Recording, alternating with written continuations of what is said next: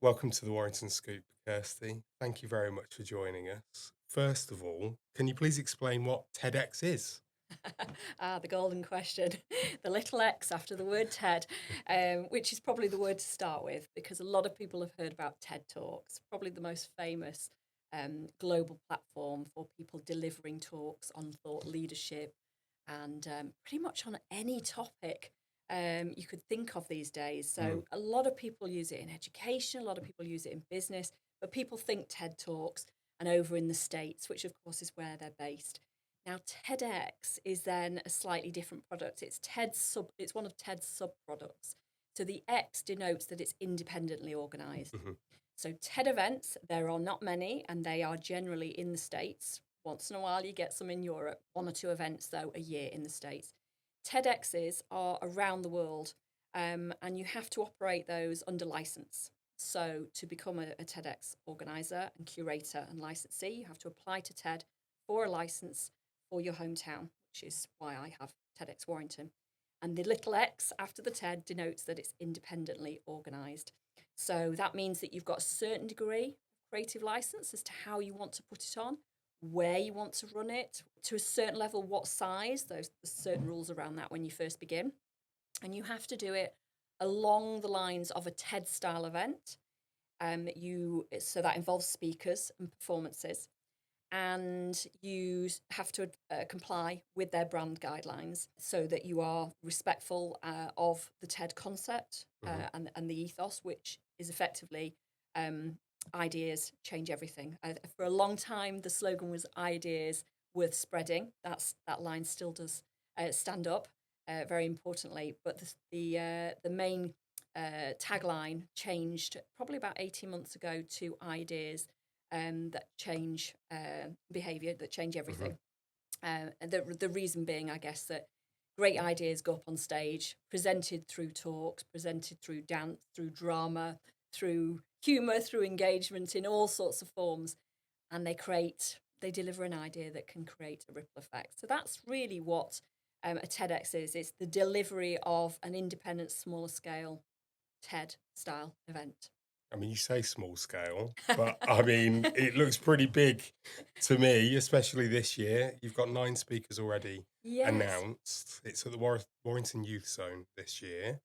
Um, there may be more to come later this week, but that's not small at all. I mean, the thing this isn't your full-time job. This is a voluntary thing Yeah. that you're doing. So first of all, how on earth do you have the time? But second of all, what made you want to go and be a Volunteer. licensee? Yeah, and be a volunteer. Yeah. Yeah. Well, I guess let's go back to why I'm doing it and the background to how that started. So I've always loved TED Talks and TEDx Talks and consume their material online. I know a lot of people that do through businesses and academia. And back in 2016, I attended my first event as a spectator, just in the audience. I think it was 2016, Nantwich, I think it was. Um, Loved it, came away buzzing, and this little seed was planted in my head as to why on earth is there not one in my hometown of Warrington? And I sort of sat on that idea, didn't really do very much with it. And then fast forward a little bit, next year, I went to Manchester, and Manchester's a huge, big one at TEDx in our region. You know, that's in the Bridgewater Hall. We've got 2,000 attendees. It's a big event. Loved the event again. Came away going, oh, love TEDx stuff. This is great. You start to make friends with other TED and TEDx super fans, content Right. wise. So, and you have great discussions about some of the material, and it's just it's brain food. It's what I call brain food. Mm. And then 2019, I then volunteered. So I went from spectator to the next level up and volunteered for Northwich, where I knew the organisers and I offered to help as part of the team. Absolutely loved it. And I left that event that night, and a friend had come as well. And I whispered to her, if I go for Warrington, would you help? I think Warrington needs this. Why have we Mhm. not got one? Why are they everywhere else in the big cities, but there's not one in Warrington, our hometown? This is ripe for our town. Mm. We do so many amazing things. We produce such amazing speakers in our area, great thought leadership, and yet there we are lost between Liverpool and Manchester. It's time we stood out. And so I went away from that event and literally looked into how I got a license. Mm. applied for a license. It takes a while. You have to apply to TED. You have to have very good reasons. You fill in an application form, you go back and forward answering questions. And I got my license at the end of 2019 secretly, didn't tell anybody. Started planning, pulled together a secret team, and started planning my first event 2020. And then we all know what happened then. Mm-hmm. Sadly, my 2020 event, shortly after announcing it in the January that I'd got the license for Warrington and we were all going out there for June 2020, it got pulled. The whole plan obviously went down the toilet for a little while. Yeah. You could have done a virtual one. That's not what I wanted for our town. My first event was around strengthening community and building connection. We weren't going to sit online in little round circles or boxes doing that. It had to be in person. So I postponed again in 21, and then I eventually was able to run my first event in 22. Now, the golden question, why on earth would I do it?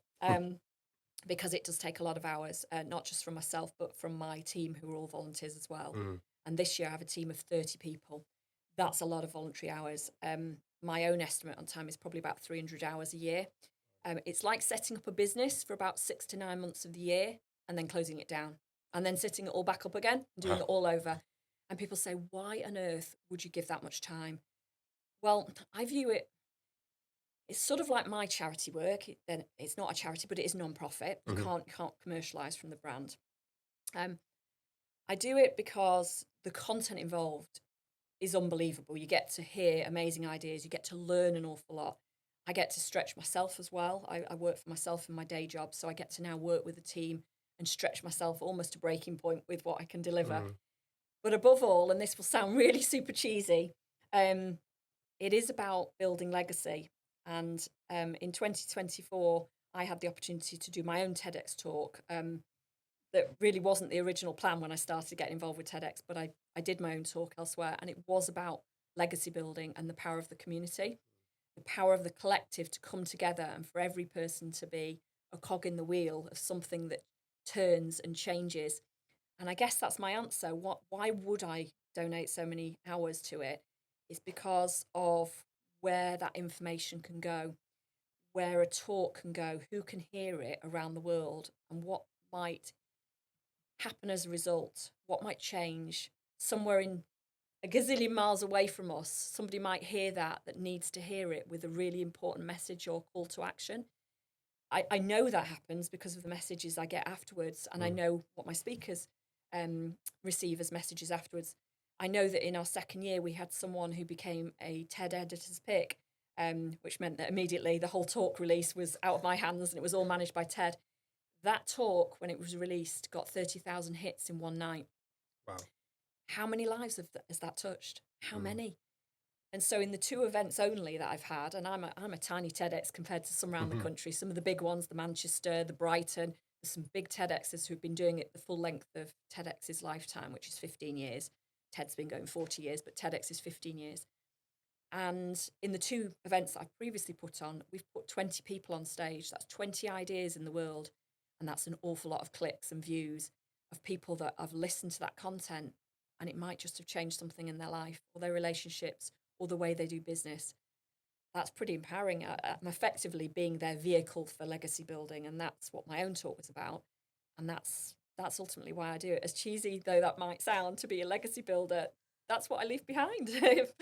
It's not cheesy. I don't think it's cheesy. I think the fact that you're obviously somebody that wants to give to other people. It's not about you. It's about allowing other people to learn from other people's experiences, to improve themselves, and to move forward in whatever it's their business or their personal life, whatever it might be. This year's theme is identity and purpose. As I said before, it's at the Warrington Youth Zone. One of the speakers that you've announced is, I think, 17, quite young.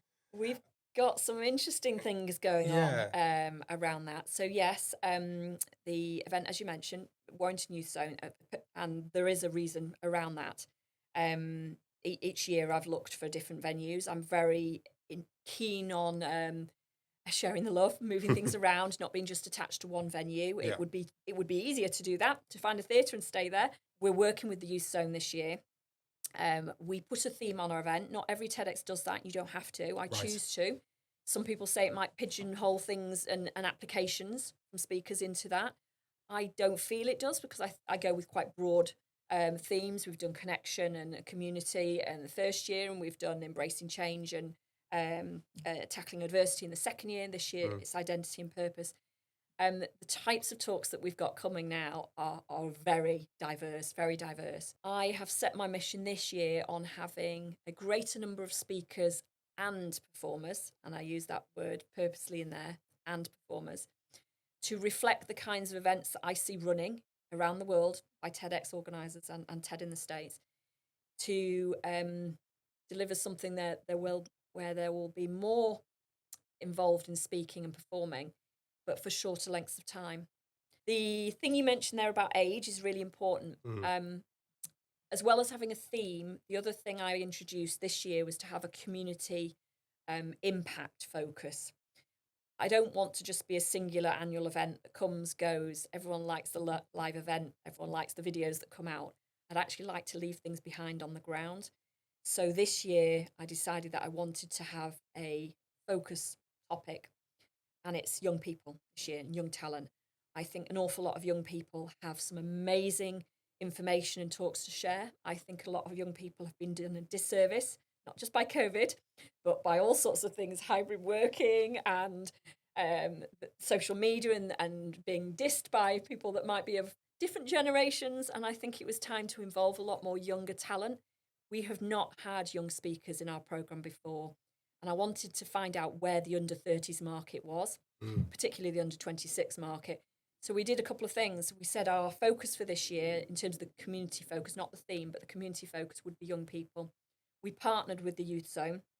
They were really keen to have us, and we were really keen to work with them. It's a bigger venue, and it aligns perfectly with our focus on young people. Yeah. We also opened the application process up for the 16 to 26 market, which I don't know how many other people do that, but I wanted to do that.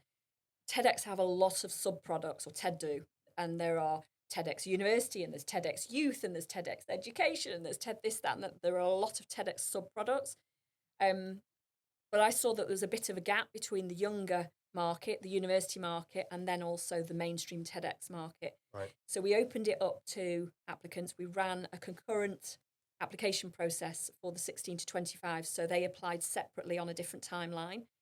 We went through several rounds of selection for the main core applicants, but also we ran the same process for young applicants. My goal was to find one shining gem hidden away that needed to air their voice and bring their idea to stage, and we would coach and support them. I can tell you that we have a lot more than one. And that is why I have a much bigger lineup this year, because I was bowled over by the quality of applicants. So we have some really interesting things, not just speakers, but performances as well. We do have a lot of young people. That adds another dimension.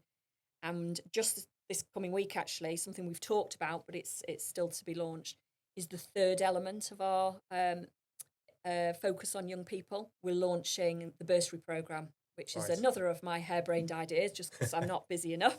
And I think the team should all do a lot more hard work than we already are.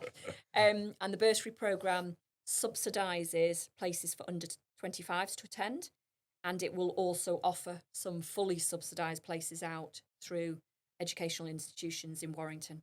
Brilliant. Because it's time that we had more 25s sitting in the audience, and it's time that we saw more 25s, under 25s on stage as well, because you can't be what you can't see. Yeah. And I want our young people to see some of that. So, yeah, in a long way round, I've sort of talked about the theme, but also talked about really what's more important to me, which is that we leave something really tangible behind, because that's where we build legacy, when we set up things that leave things behind on the ground in our hometown. Yeah, absolutely. That's brilliant. I don't suppose I can leave this conversation without, well, just mentioning the fact that the town's gladiators champion is one of the speakers, Amanda Weil. I know that my daughter loves her to pieces. She's done coaching sessions with her through her netball team. It just shows the wide variety of speakers that you've got. You've had people before that are, let's say, very well known, at least within the town, because they're connected to something that they've done nationally or whatever. But then there's also the opportunities that you're giving to people that nobody knows. They're not household names. They're not people that anybody will necessarily recognise. And you're giving them that opportunity to have a platform, have somewhere that they can actually then go and give their talk, have their say, impart their wisdom, so to speak, to be a bit cheesy about it. But is there one particular, out of the ones that you've announced, is there anything in particular you're looking forward to hearing? Have you had a sneak peek of Oh, any not of just them a yet? sneak peek. I'm coaching them, so Fabulous. I've got a lot of hours of watch back every week. So in the past, one thing that Warrington does different, and some TEDx's do it around the country, but we run a coaching and training program for our speakers. I'm not someone that wants to just take someone in and go, great, you're an existing speaker. There you go, knock yourself out. There's the stage. But they have quite a number of rehearsals. They're submitting to me, and we're in contact pretty much daily through closed groups that I'm monitoring with them, where they upload their rehearsals. We do in-person rehearsals. I'm coaching, I'm feeding back. I mean, I came back from holiday yesterday from Cornwall, and I sat in the car and watched several of them Yeah. and made my notes, and I'll put their notes in on their feedback videos tonight. Now, in terms of singling out people, so you've mentioned Amanda. She was launched first, along with two other people in that first announcement day. We had Jonathan Cliff, who's a male midwife. Only one of zero point 0.3 Hmm. midwives are male. He's Warrington born and bred, so he's in the town. And at the same announcement, we also announced one of our young applicants, Charlotte Falconbridge, who was born non-verbal and then had surgery when she was a teen to be able to speak again. Hmm. And she'll be delivering in BSL, British Sign Language, as well as verbally. So Fantastic. the three of them, in all my batches, you'll notice that there is a young person in each batch. Yes. They are very strategically placed together in groupings. Yeah, there's some great stuff on their way for the audience. That's absolutely for sure. But I was very keen this year to make sure that there was interaction with the audience, there was performance, Hmm. as well as speaking. TEDx can get a reputation for being very sort of outbound, delivering a talk. And if there was one thing I took away from my visit to TED in the States last year, it was that the stage is a place for all sorts of performance. And I really wanted to bring that in. At the heart of everything that goes onto a TEDx stage, it's about the idea. There must be a really clear idea that changes behavior, that is worth spreading, Hmm. and that idea needs a clear call to action. But I don't really care if somebody's the cleaner or the chief exec. I'm not a title chaser. I'm an idea chaser. And it's really important that whether I give somebody who's on the ground in Warrington, and you'll see with what comes out this week, Mm. some people, as you mentioned, are not famous people. They're not names. They're not big household brands. Mm. Um, and that's absolutely fine. What they've got to say is equally valid. And then some people will be known. Amanda is obviously Warrington's gladiator, and she's very well known from being on the TV, but is so down to earth. Yes. Yeah. Anyway, and I love that. I love that. Pretty much, we have got a great cohort this year that are just so modest about their talents, and some have speaking experience, and some do not, and never came in with any. And we've had a lot of work working with them, coaching them, but they've got some great ideas to share. That's fantastic. I mean, the thing that I love is the fact that you are helping them, supporting them, coaching them through. I've done plenty of talks at conferences and things like that, and literally, you once you put your pitch in and it's been accepted, you're left until you get a speaker pack. Usually about 3 days before you're due to get there, and then you're like that, just going, "Oh, okay, great, thanks for this," and there's nothing else that you can No, do, and you can just go for yeah, it. So it's great that I, there's that support there, and especially the fact that there are those people, not just the young people, of course, but and everybody else has the same support to help them and to coach them through yeah, doing it. Because you talk about leaving a legacy, and I know that you mean overall for the town and for what's going on for young people this year, especially as well. But it'll be a legacy for the people that are speaking as well, oh, because they'll have learned yeah, so much yeah, through that absolutely. they can then go on and do more. No, grow absolutely, Yeah. and I love that we do that, and I know from the feedback we've had from people who their careers is sort of the trajectory for their careers afterwards was huge, and they had great opportunities, and they were very grateful for being accepted just as who they were with their idea, and I absolutely all about that, and supporting them regardless of the age, regardless of any um sort of socio-demographics Mm, here. It's just about the idea. And I know that from my own experience and in my day job, I speak. Um, I speak and train on networking and communication and team building and all sorts of subjects that are linked into networking. But with my own journey through speaking and delivering my own TEDx talk last year, it was about it was about finding my voice, getting my idea about legacy building aired. But the experience I went through being supported in the coaching program really helped me grow. So I've seen it now on both mm, sides of the line. I think I'm in quite a rare breed because I've been a TEDx spectator, TEDx volunteer. I am a TEDx curator and licensee still, and I've been a TEDx speaker. You don't get many who sort of do all the different roles, and I've been to TED in the States. But from my own experience, having that coaching and support, I grew hugely, not just as a speaker, but as a person as well. It is a very difficult thing. If you're doing it right, and I'm not saying everywhere around the world will run in this way, but to do it as thoroughly as I believe we do, with so many rehearsals, I will cover all sorts of areas that I know that because I'm lucky in what I do for a profession in networking, I have contacts for all those things. I was able to benefit from going out and getting that support, part through the program I was in myself last year, but part just going out to people and saying, I need a bit of help in this. mm. How do I do this? And they will grow as people. I know they are already feeding back. And I know that the door is just ajar now for them. They just have to stay focused on all their rehearsals, deliver on the day, and that door will fling wide open for them. Everyone that's spoken has had a wonderful experience. And I'm so proud of what my team and I have delivered to them. And I'm really proud of, I guess, the values and the support and everything we wrap around what we're doing. It's not just a singular night and a singular thing to come and speak at. It goes on for months before and it goes on for months afterwards. Yeah, lovely. And it takes place at Warrington Youth Zone, as we've said, on the 2nd of December. It's 5 p.m. start. Goes through till 9ish, something like Yeah. that. So it's a slightly longer show. It's Hmm. 5 to 9 this year instead of 6 to 9. For those that are involved as business sponsors, they come earlier. So we run events beforehand for our sponsors. Right. The whole event is non-commercial, so we have to run the event with sponsors, sponsorship, donations, and ticket sales. We don't get grants. It's not a out-of-the-box product from TED, sadly, with how to run an event and here's the money. We don't get any of that. You start from zero. You can't make a profit, so you've just got to break even. We have quite a large bill this year because we're turning a sports hall into a theatre. That comes with quite a lot of cost. Yeah. There are a lot of production costs. So so we'll run from there. Come and see the theatre. Tickets are on general sale, but it's a longer evening if you are a sponsor because you'll get to network before, during the interval, and then afterwards we have a VIP drinks for the speakers and certain sponsors and team when we can at last let our hair down after about 8 months of real hard work on this thing. Brilliant. Tickets are £20 for young people. Start at £40 for adults. There's also a plus ticket, I think, that was 50.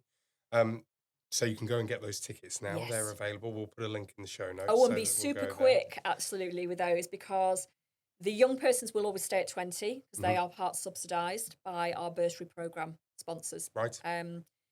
Tickets then at the moment, the other two out there, Classic and Plus, so your standard and your sort of premium level, I suppose, in terms of seating position in the room Yeah. and what they include.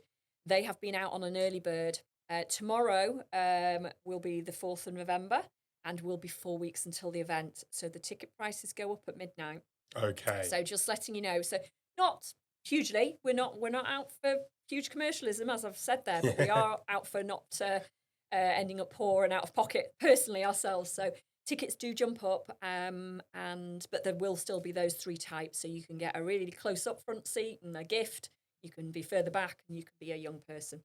Fabulous. And also, you're still looking for sponsorship, not just for this year, but obviously for years to come as well. I guess it's just a simple case of getting in contact with you and the organising team to basically put yourselves forward and a bit of cash. Absolutely, absolutely. Yeah, sadly, cash is king, and that's the way it works. We have opportunities for sponsorship and partnership. The difference is sponsorship is money, and partnership is giving us products or service that we need to run the event. Yep. That's the difference. On our website, there is a button very easily from the homepage, but also a menu called Get Involved and a page that is called Sponsorship Opportunities. We have packages packages that range from 300 to 1400. So even in the top package, which has bags of value in it, it is not ridiculously out of price range, but it's important that we're accessible to all sizes of organisation or business. So that's why they start at 300. Every one of them includes a ticket or two or three or four and loads of different promotional opportunities. This is an opportunity for those in the town that want to align with a global brand and be involved in a once a year event that is very, very unique. It's an event that appeals to both community, just your everyday person, but also to the business market who look at the material as thought leadership Yeah. pieces.